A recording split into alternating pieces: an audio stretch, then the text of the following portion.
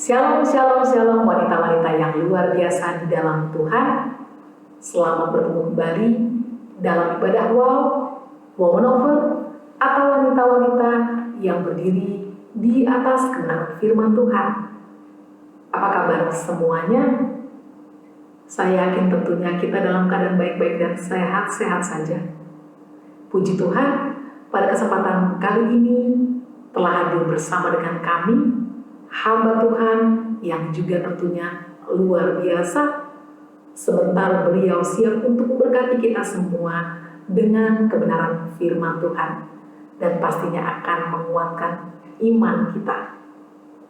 Namun tidak kalah penting dimanapun kita berada, saya mengajak kita lebih dahulu, mari angkat suara kita akan bernyanyi, memuji, menyembah nama Tuhan. Besar perkasa Allah kita, besar dahsyat Dia. Besar perkasa Allah kita, besar dahsyat Dia. Angkatlah banjimu dan suaramu, puji Sang Raja. Besar perkasa Allah kita, besar dahsyat Dia. Besar perkasa Allah kita, besar dahsyat Dia. Besar perkasa Allah kita, besar dahsyat Dia. Besar perkasa Allah kita, besar dahsyat Dia. Angkatlah banjimu dan suaramu, puji Sang Raja. Besar perkasa Allah kita, besar dahsyat Dia. Besar perkasa Allah kita, besar dahsyat Dia. Besar dahsyat Dia. Besar dahsyat Dia. Amin, amin. Kita bersyukur dan kita bangga memiliki Allah yang maha besar dan dahsyat, dan Dia tetap Allah selama-lamanya. Amin.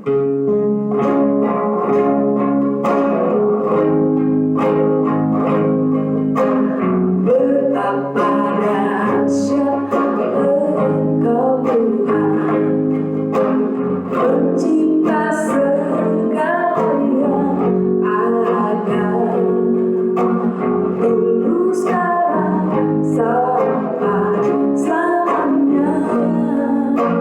Hanya Engkau Tuhan, tak terselami pikiranku, tak terukur panjang setiamu, dulu sekarang sampai selamanya. Hanya Engkau Tuhan, ku sembah Engkau Yesus. Hanya Engkau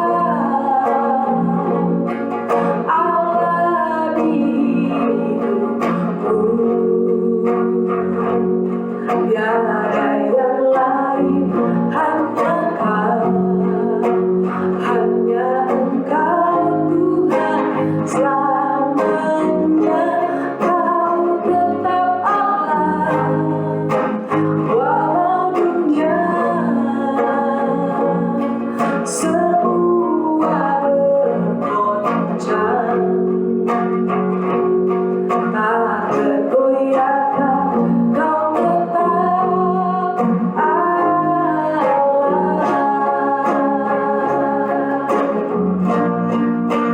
Ku sembah Engkau Yesus, hanya Engkau Allah di hidupku, tiada yang lain, hanya Kau, hanya Engkau Tuhan selamanya. Kau tetap Allah, walau dunia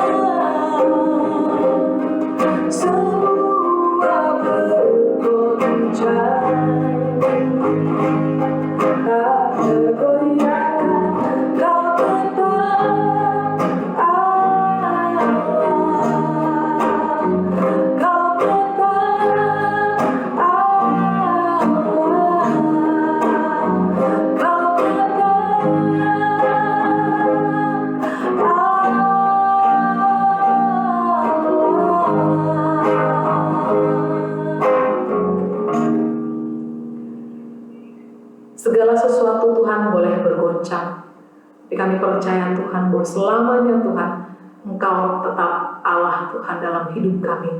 Terima kasih Tuhan untuk menjadi Tuhan dan Juru Selamat dalam hidup kami Tuhan. Kami bersyukur Tuhan.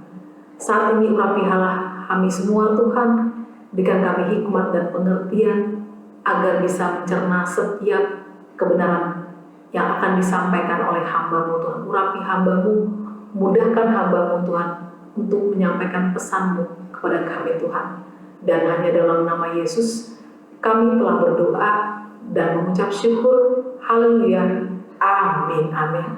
Puji Tuhan, waktu dan tempat saya persilahkan kepada hamba Tuhan yang akan memberitakan firman Tuhan. Shalom saudara sekalian kekasih di dalam Tuhan, apa kabar? Saya harap semua saudara baik-baik dan sehat-sehat selalu di dalam Tuhan. Karena penting ya saudara, untuk kita selalu menjaga kesehatan. Jangan terus kita, oh ya sehat-sehat, kita nggak menjaga kesehatan, kita juga harus menjaga kesehatan. Amin saudara. Dan topik pada hari ini ialah, dan saya pikir itu adalah sangat interesting, sangat menarik sekali, ialah jangan terobsesi dengan apa yang orang katakan atau pikirkan mengenai kita. Karena seringkali tanpa kita sadari atau kita sadari, kita terobsesi atau dipengaruhi atau dibentuk dengan apa yang orang katakan atau apa yang orang pikirkan mengenai kita.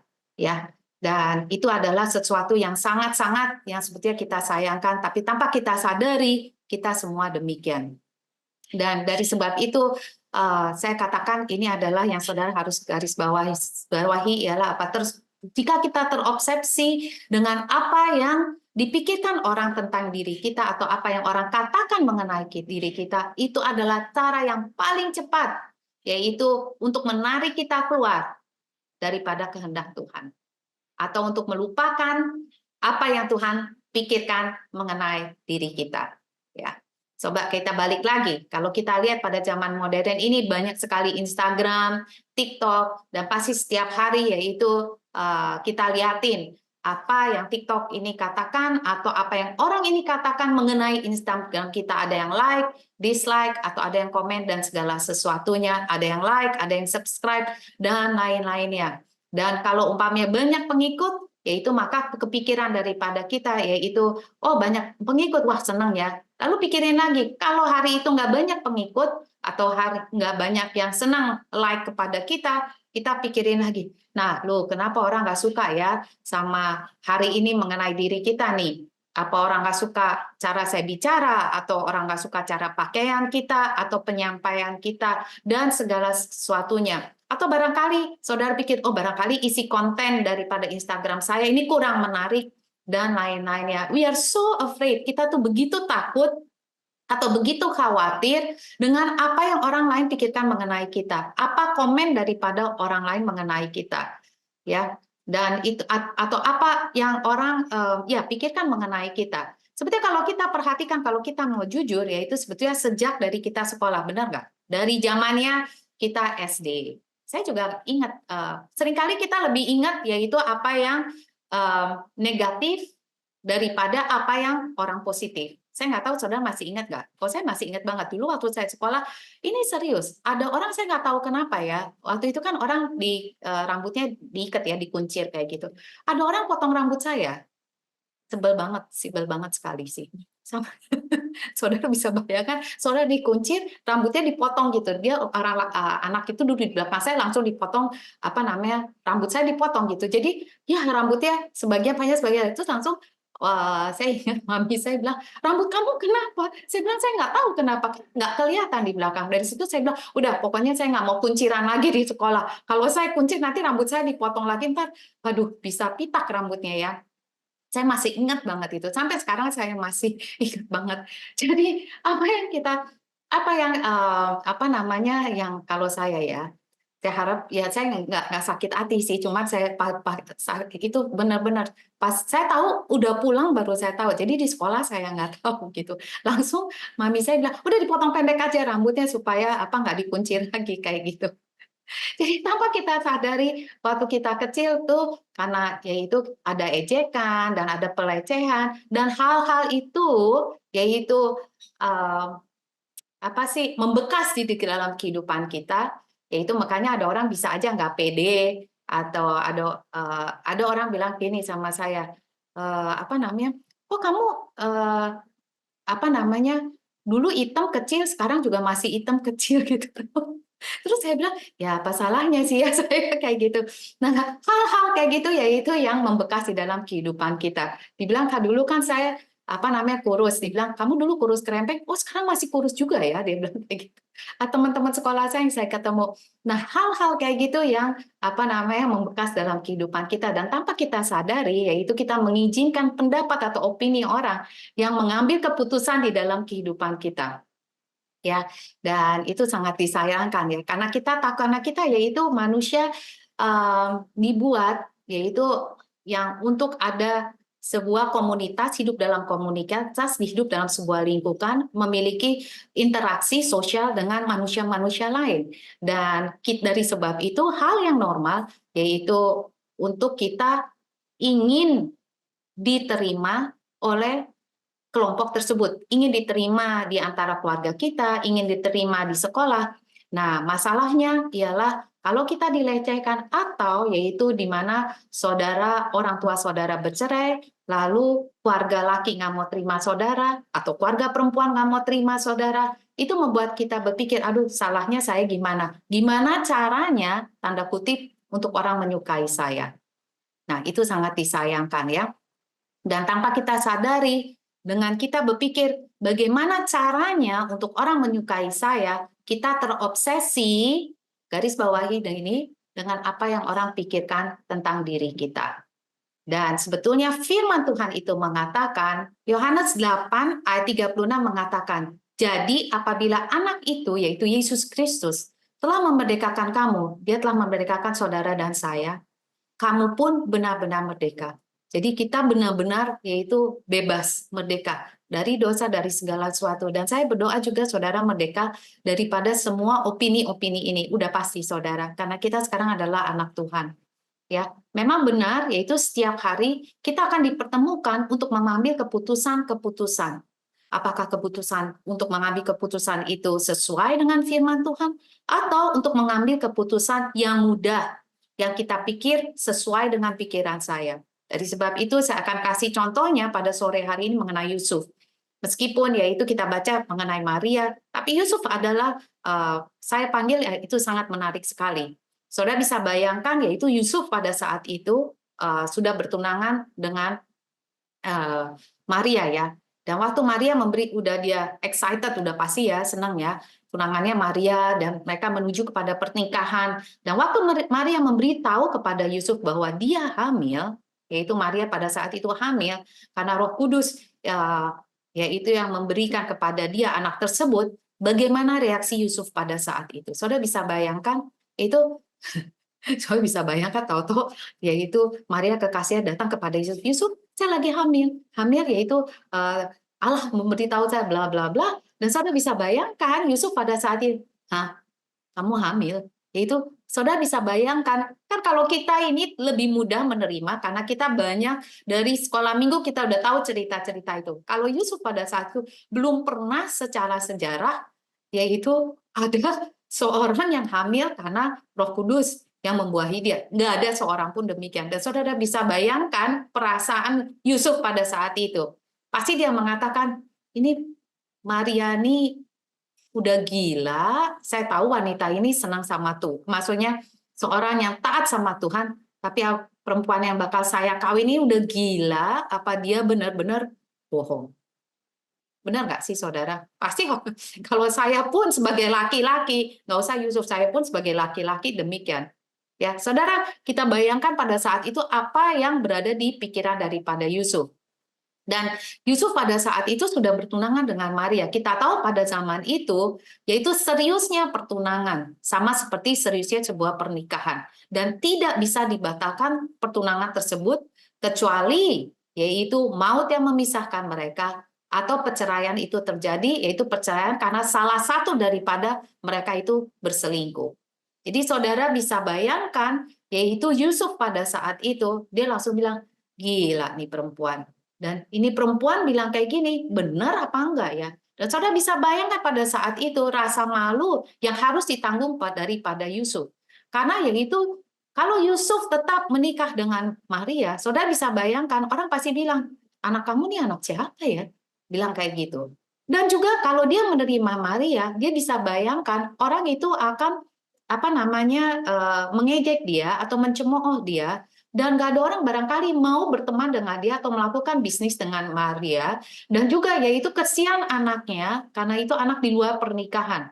Dia bisa bayangkan semua itu langsung berkecamuk di dalam pikiran dia. Dari sebab itu nggak heran kalau Yusuf berpikir di dalam Matius 1 ayat 19, karena Yusuf suaminya, seperti yang saya katakan tadi, di sini dikatakan suaminya, karena sebuah pertunangan itu sama seriusnya dengan sebuah pernikahan. Seorang yang tulus hati, dikatakan artinya dia baik hatinya, dan tidak mau mencemarkan nama istrinya di muka umum. Sekali lagi, meskipun dia baru pertunangan, dia tetap menganggap Maria itu sebagai istrinya. Ia bermaksud menceraikannya dengan diam-diam. Ya. Dan itu adalah pikiran yang normal, pikiran yang umum pada saat tersebut. Saya rasa pikiran umum pada saat ini juga. Ya, apalagi kalau saudara yaitu tahu-tahu, udah hamil oleh siapa, ini lebih parah lagi kan, ya. Tapi kita lihat di sini menyenangkan hati Tuhan untuk kita mentaati Tuhan, ya, sesuai dengan firman Tuhan. Seringkali itu yaitu di luar daripada tradisi manusia, mendobrak segala sesuatu adat istiadat manusia, dan bisa juga seringkali tidak menyenangkan hati manusia.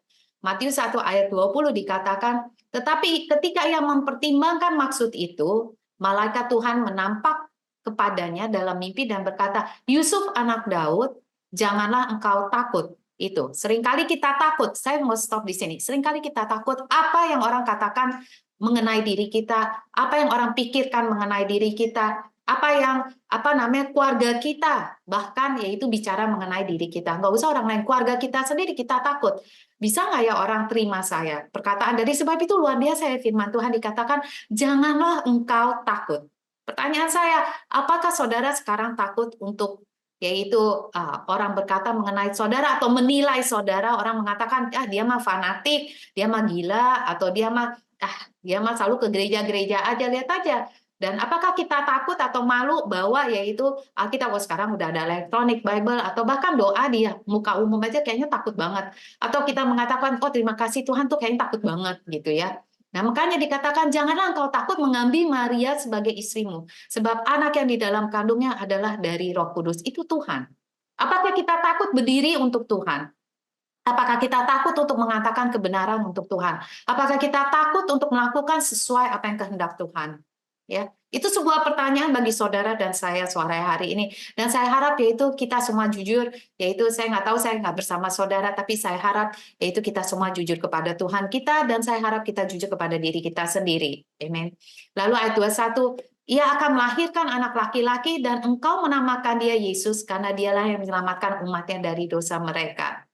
Amin. Saudara bisa bayangkan yaitu untuk bertahun-tahun lamanya, bahkan ratusan tahun, yaitu sebelum Yesus lahir itu mereka sudah berdoa untuk ada seorang penyelamat untuk bangsa mereka sendiri. Tetapi yaitu kita tahu caranya Tuhan, kita tidak bisa dikte. Cara Tuhan, biarlah Tuhan sendiri yang menjawabnya. Kita bisa hanya berdoa memohon kepada Tuhan, tapi Tuhan tahu apa yang terbaik, yaitu memberi jawaban Dia sesuai dengan kehendak kita, bukan kehendak kita. Ya, kalau kita terus bilang Tuhan harus A, harus A, harus A, lama-lama kita yaitu kecewa atau kita bilang Tuhan, saya mintanya A, kenapa kamu kasih saya B? Bukan gitu, saudara. Ya, tapi kita lihat apa yang Tuhan hendak lakukan. Dan kita lihat di sini, yaitu untuk kita mengejar apa yang Tuhan inginkan, yaitu juga adalah paling tercepat, yaitu untuk melupakan apa yang orang katakan mengenai diri kita. Sekali lagi ya, untuk kita mengejar apa kehendak Tuhan, atau untuk kita mengejar apa yang Tuhan inginkan, atau untuk kita mengejar apa yang firman Tuhan itu katakan, adalah cara yang paling cepat, cara yang paling ampuh untuk melupakan apa yang orang katakan mengenai saudara, atau untuk melupakan apa yang opini-opini itu katakan mengenai saudara, atau untuk melupakan pelecehan yaitu atau bully, yaitu apa yang telah saudara alami dalam kehidupan saudara. Benar, saudara. Ya, kalau kita lihat Matius 1 ayat 24, sesudah bangun dari tidurnya, Yusuf berbuat seperti yang diperintahkan malaikat Tuhan itu kepadanya. Dia nggak minta, yaitu konfirmasi di atas konfirmasi. Pokoknya dia tahu itu Tuhan. Penting saudara untuk mengenal suara Tuhan. Bukan untuk tahu, oh ya saya datang ke gereja. Enggak. Yaitu, tapi saudara harus tahu secara pribadi suara Tuhan. Dan sekali lagi, suara Tuhan tidak akan, yaitu keluar dari firman-Nya. Suara Tuhan itu pasti sejalan dengan firman-Nya. Dikatakan di sini, diperintahkan malaikat Tuhan itu kepadanya, yang mengambil Maria sebagai istrinya, dia langsung, tetapi tidak bersetubuh dengan dia. Dia tetap menghormati Tuhan. Saudara lihat, itu luar biasa ya Yusuf. Sampai ia melahirkan anaknya laki-laki, dan Yusuf, yaitu seperti yang Allah katakan, menamakan dia Yesus. Jadi kita lihat saudara, kalau saudara terobsesi dengan takut apa yang orang katakan ini itu, maka artinya kehidupan saudara itu sebetulnya didikte daripada orang banyak. Kehidupan saudara itu sebetulnya diputuskan daripada orang banyak. Sayang saudara, ya. Dan itu sayang, benar-benar sayang. Jika tujuan daripada kehidupan kita atau goal kita adalah untuk menyenangkan orang-orang di sekeliling kita, atau supaya orang terima kita, saya katakan, saudara tidak akan dapat memenuhi kehendak Tuhan atau tujuan Tuhan dalam kehidupan saudara. Benar, saudara. Saudara bisa menjadi jemaat gereja yang setia, tapi saudara tidak akan dapat memenuhi panggilan Tuhan dalam kehidupan saudara. Sekali lagi ya, saya katakan, jika goal saudara yaitu untuk menyenangkan orang-orang di sekeliling saudara, saudara menjadi man pleaser, artinya menyenangkan orang-orang sekeliling saudara, menjadi orang yang terpopuler di dalam kehidupan saudara, lingkungan saudara, kerjaan saudara, atau di mana saja, saudara pasti, saya tahu ini, tidak akan dapat memenuhi tujuan Tuhan dalam kehidupan saudara.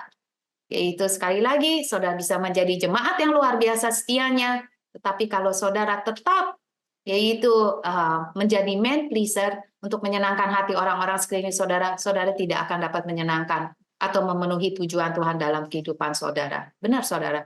Kalau Nuh, yaitu mendengarkan apa yang orang katakan, atau bahkan istri Nuh mendengarkan apa yang orang katakan, sama seperti Yusuf dan Maria, pasti nggak ada bahtera, nggak ada yang selamat, saudara. Benar nggak? Benar. Yaitu saya balik lagi Galatia ayat 1 ayat 10. Jadi bagaimana, ini bagus, jadi bagaimana sekarang, adakah ku cari kesukaan manusia atau kesukaan Allah? Apa yang saudara cari? Kesukaan manusia atau kesukaan Allah? Saudara mau disukain manusia banyak atau saudara mau disukain Allah? Allah cuma satu, saya tahu. Atau saudara mau disukai oleh ribuan manusia atau jutaan manusia? Ya, adakah aku coba berkenan kepada manusia? Sekiranya aku masih mau mencoba berkenan kepada manusia, maka aku bukanlah hamba Kristus. Simple is that. Kalau saudara mau berkenan kepada manusia, disukain banyak orang, Tuhan nggak bisa pakai saudara. Karena saudara pasti tidak akan dapat memenuhi kehendak atau tujuan Tuhan dalam kehidupan saudara. Ya, memang benar, waktu saudara melakukan kehendak Tuhan, saudara bisa kehilangan teman-teman saudara, sahabat karib saudara, atau keluarga saudara sendiri. Memang benar.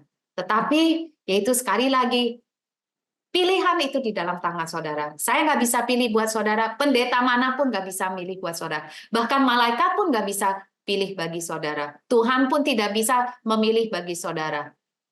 Karena hak pemilihan tersebut sudah diberikan kepada saudara. Dari sebab itu saudara, pakailah hak pilih tersebut, yaitu untuk benar-benar memilih apa yang berkenan di mata Tuhan. Ya. Dan kalau saya balik lagi kepada Yusuf, saudara bisa bayangkan ya, hanya ketaatan daripada sepasang dewasa muda, orang dewasa muda ini, yaitu Maria dan Yusuf, yang nggak tahu apa yang akan terjadi hal berikutnya. Hanya ketaatan mereka pada saat itu saja. Dari sebab itu, mereka dapat melahirkan Yesus Kristus menjadi juru selamat daripada dunia ini. Saudara bisa bayangkan nggak sih? Simple is that. Ketaatan mereka hanya dibutuhkan pada saat itu aja. Mereka mau, yaitu. Mereka nggak hitung, yaitu harganya berapa-berapa, enggak. Saya tahu, susah. Benar-benar susah. Orang pikir ya mereka masih muda, bodoh banget sih. Saudara bisa mengatakan demikian. Tapi Tuhan hanya, yaitu saudara perlu beriman, yaitu dan perlu percaya kepada Dia. Firman Tuhan mengatakan, Mazmur 119 ayat 105, Firman itu, firman-Mu, pelita bagi kakiku dan terang bagi jalanku. Kita hafal banget, yaitu firman ini, firman-Mu, pelita bagiku dan terang bagi. Hafal banget dari masih kecil, dari sekolah minggu kita disuruh hafal, ya dan amin. Tapi apakah kita menjalaninya? Enggak juga sih. Ya, kenapa saya katakan? Karena pada zaman itu pelita tuh sinarnya kecil banget, saudara. Saudara pakai lilin aja, lilinnya nggak yang gede-gede banget, enggak. Kecil aja. Itu apa yang terjadi? Kalau saudara nyalakan lilin tersebut, saudara hanya bisa melihat 1-2 langkah di depan saudara. Paling banter, paling banyak tuh 3 langkah. Setelah itu, saudara nggak bisa lihat bahkan 10 langkah di depan. Kalau saudara lihat gurun pasir gelapnya benar-benar gelap, yaitu zaman dulu nggak ada, yaitu lampu jalanan, benar nggak? Sekarang banyak lampu jalanan. Masih saudara bisa bayangkan kalau mati lampu tuh gimana, bisa lihat nggak? Nggak bisa lihat. Dengan lilin cuma 1-2 langkah di hadapan saudara. Saudara nggak tahu ada binatang buas nggak di langkah 10, saudara nggak tahu. Tapi kita ini, Kristen zaman sekarang inginnya lampu sorot, saudara. Saya mengatakan, ya sama Tuhan, Tuhan kasih lihat kepada saya dengan lampu sorot 10 meter di hadapan kita. Enggak, Tuhan nggak demikian. Amen. Tuhan hanya perlu yaitu ketaatan kita for that moment. Kita berani mengatakan, Tuhan ya, saya mau melakukan Tuhan, untukmu Tuhan, saya percaya, saya mau serahkan segala sesuatu untuk Engkau Tuhan. Ya, karena itu saudara sekalian, I know it's hard, but you can do it. Saya tahu sulit, tapi saudara sanggup dan bisa melakukannya. Dan hari ini saudara, saya mendorong saudara sekalian semuanya, ambil untuk keputusan untuk melakukan apa yang berkenan di mata Tuhan, yaitu kita mengejar apa yang Tuhan akan katakan mengenai diri kita, bukan dengan apa yang orang katakan mengenai diri kita, atau dengan apa yang Instagram itu mengatakan mengenai diri kita, atau apa yang status itu ada yang like, nggak like, dan segala sesuatu mengenai diri kita. Tapi kita mengambil keputusan, yaitu untuk melakukan apa yang Tuhan akan katakan mengenai diri kita. Amin. Karena itu jauh lebih penting dan hasilnya jauh lebih besar. Ya, Maria dan Yusuf yaitu mengatakan ya kepada Tuhan, tapi hasilnya dampaknya itu sampai ribuan tahun dan sampai pada kekekalan. Benar. Abraham mengatakan ya kepada Tuhan, dari sebab itu seluruh bangsa Israel sampai sekarang itu karena Tuhan yaitu mengingat janjinya kepada Abraham. Kita mengatakan satu ya kepada Tuhan, hasilnya itu bukan untuk saudara saja, tapi ingat kepada anak kita, cucu kita, dan masa depan kita yang semua di tangan Tuhan. Karena ketaatan kita, saudara, maka Tuhan juga dikatakan seperti Daud katakan, saya tidak pernah melihat anak cucu orang benar itu meminta-minta roti. Dan saya percaya itu dan saya katakan ya dan amin kepada Tuhan. Amin saudara. Dan mari kita tutup dalam doa. Bapak sekali lagi kami mengucap syukur terima kasih Tuhan atas firman-Mu yang luar biasa Tuhan. Dan saya percaya Tuhan ampunilah segala dosa-dosa kami Tuhan. Jika kami begitu terobsesi Tuhan dengan apa yang orang katakan mengenai diri kami Tuhan. Dengan apa yang opini katakan mengenai diri kami. Dengan apa yang dunia katakan mengenai diri kami. Sehingga kami mengizinkan yaitu opini ini, perkataan itu semua atau dunia ini mendikte Tuhan kehidupan kami Tuhan. Kami tidak mau lagi. Di dalam nama Tuhan Yesus kami perkatakan berhenti dan kami perkatakan yaitu kami mau Tuhan pada saat ini membuat komitmen kepada Engkau Tuhan yaitu untuk saya Tuhan dan seisi rumah tangga kami Tuhan masing-masing Tuhan untuk mendengar suara-Mu Tuhan, untuk mengambil keputusan sesuai dengan firman-Mu Tuhan, untuk selalu mendengar apa yang Kau katakan kepada kami, karena itu jauh lebih penting daripada apa yang orang atau dunia katakan kepada kami. Terima kasih Tuhan, dan Tuhan pada saat ini biarlah Roh Kudus sendiri yang memberi kekuatan kepada kami, memampukan kepada kami, mengingatkan kepada kami kembali apa yang firman itu katakan mengenai kehidupan kami masing-masing. Terima kasih Tuhan, Engkau sendiri melihat kami sebagai anak-anak-Mu Tuhan. Engkau sendiri telah melihat kami dan mengatakan kami adalah orang atau anak-anak yang dikasihi oleh Engkau. Terima kasih Tuhan, dan kami semua adalah orang dan anak-anak yang telah dimerdekakan oleh Engkau Tuhan. Terima kasih Tuhan. Sekali lagi kami mengucap syukur, terima kasih Tuhan, dan kami perkatakan biarlah firman-Mu sendiri mengambil jalur dalam kehidupan kami, dalam keluarga kami masing-masing, di dalam pekerjaan kami, dalam pelayanan kami, di dalam masa depan kami, setiap bagian daripada kami semuanya. Terima kasih Tuhan. Sekali lagi kami mau serahkan seluruh kehidupan kami kepada Engkau, dan biarlah kehendak-Mu saja yang terjadi, kehendak-Mu yang sempurna Tuhan, yang terjadi di dalam kehidupan kami, dan Kau sendiri memberi kekuatan kepada kami Tuhan, untuk melakukan kehendak-Mu dalam kehidupan kami. Terima kasih Tuhan, dan sebagai hamba-Mu pada hari ini Tuhan, saya perkatakan biarlah tingkap-tingkap surga dibukakan bagi saudara sekalian semua dimanapun saudara berada, dan biarlah hujan berkat yang melimpah dalam kehidupan saudara secara rohani dan secara jasmani, dan juga kesukaan daripada hati Tuhan, the favor of God, the goodness of God, the blessing of God, itu dicurahkan dalam kehidupan saudara, di dalam setiap bagian kehidupan saudara. Dan kami percaya satu diselamatkan, biarlah seluruh rumah tangga saudara diselamatkan di dalam kasih-Nya Yesus Kristus. Terima kasih Tuhan, di dalam nama Tuhan Yesus Kristus, biarlah kasih daripada Allah Bapa, Tuhan Yesus Kristus, dan juga Roh Kudus menyertai saudara sekalian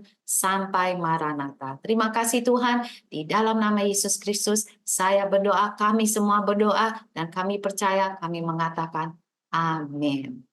Tuhan Yesus memberkati saudara sekalian semuanya, dan saya sangat-sangat excited, sangat bersemangat yaitu dengan apa yang Tuhan akan lakukan dalam kehidupan saudara. Dan diberkatilah saudara sekalian semua. Sampai berjumpa lagi di lain kesempatan. Tuhan Yesus memberkati.